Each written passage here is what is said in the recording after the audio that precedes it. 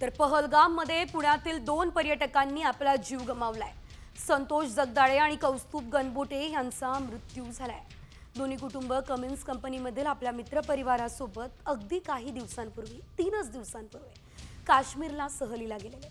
दुपारी ते पहलगाम पाहण्यासाठी बाहेर निघाले आणि अचानक गोळ्यांचा आवाज आला आणि तो आवाज होता दहशतवादी हल्ल्याचा। दहशतवाद्यांनी जगदाळेंची मुलगी आसावरी हिच्या समोर नाव विचारलं। नाव विचारून त्यांच्यावर गोळ्या झाडल्या। जगदाळे कुटुंबीय कर्वेनगर परिसरात राहतात।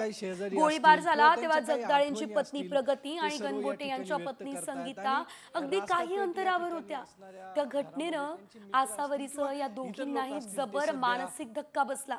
त्यांच्यासोबतचे इतर पर्यटक सुद्धा हादरून गेलेत। मात्र जरी कुटुंबीय जवळ होते तरी ते हतबल होते, कारण हे आतंकवादी भ्याड हल्ला करण्याच्या तयारीत होते, गोळ्या झाडत होते।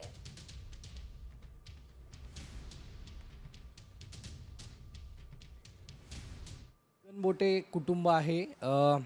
गणबोटे यांचं या हल्ल्यामध्ये ते शहीद झालेले आहेत। काय सांगणार, अशा पद्धतीने घटना घडणे कितपत योग्य आहे किंवा माझा पूर्ण गेला।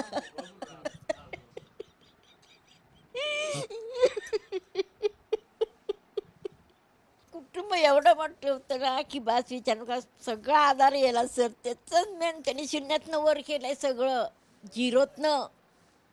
माहिती काय काय काय सण केलं नाही त्यांनी, तुम्ही मला सांगा। अक्षरशः सगळं केलं, मिठाचा बिझनेस केला, बॉबे विकल्या, हे केलं ते केलं, पण खूप स्वतः कष्ट करायचं सर तो। मला आता पहिलं कोणव्याला गेलं पाहिजे, कारण तिच्याकडे बघणारं कुणी नाही आहे सर।